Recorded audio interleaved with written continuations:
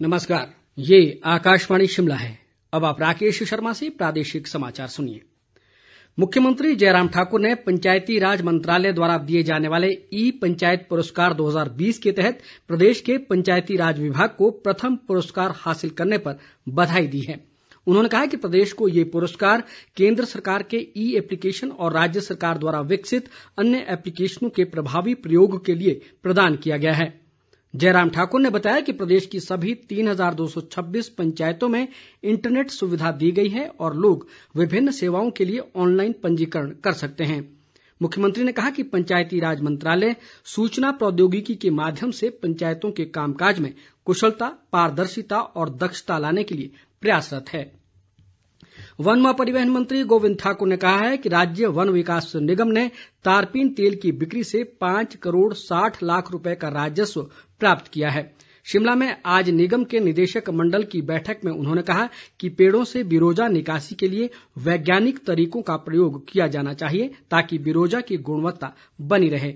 गोविंद ठाकुर ने कहा कि निगम के कार्यों को सुचारू बनाए रखने के लिए वन रक्षकों सहित विभिन्न श्रेणियों के पदों को जल्द ही भरा जाएगा। बैठक में निगम में कार्यरत अधिकारियों व कर्मचारियों को 1 जुलाई 2019 से 5% महंगाई भत्ता देने का निर्णय लिया गया, जिससे करीब 1,421 कर्मचारी लाभान्वित होंगे। इसके अलावा अनुबंध कर्मचारियों को नियमित करने सहित दैनिक वेतन भोगियों व अंशकालिक कर्मचारियों को प्रदेश सरकार द्वारा बढ़ाए गए भत्तों को देने का निर्णय भी लिया गया।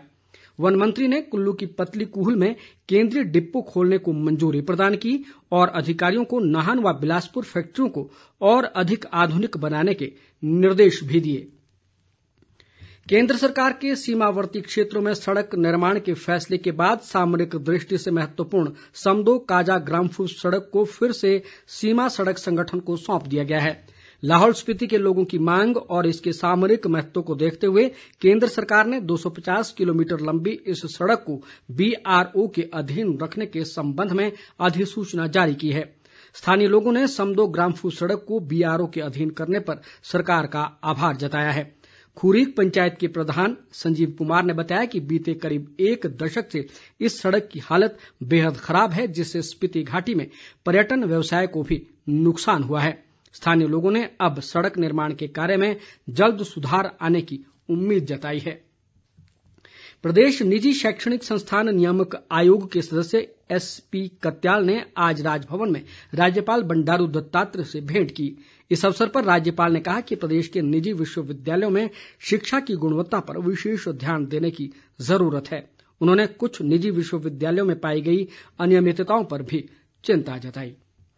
मुख्य सचेतक नरेंद्र बरागटा ने कहा है कि प्रदेश सरकार सिरमौर जिला में विकास कार्यों को गति देने के लिए हर संभव प्रयास कर रही है।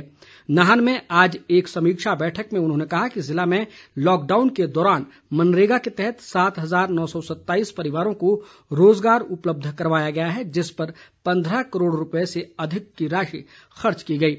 बरागटा ने बताया कि जिला में मनरेगा के तहत किए जाने वाले कार्यों के लिए सीमेंट उपलब्ध करवाने के लिए CCI राजबन से अनुबंध किया गया है।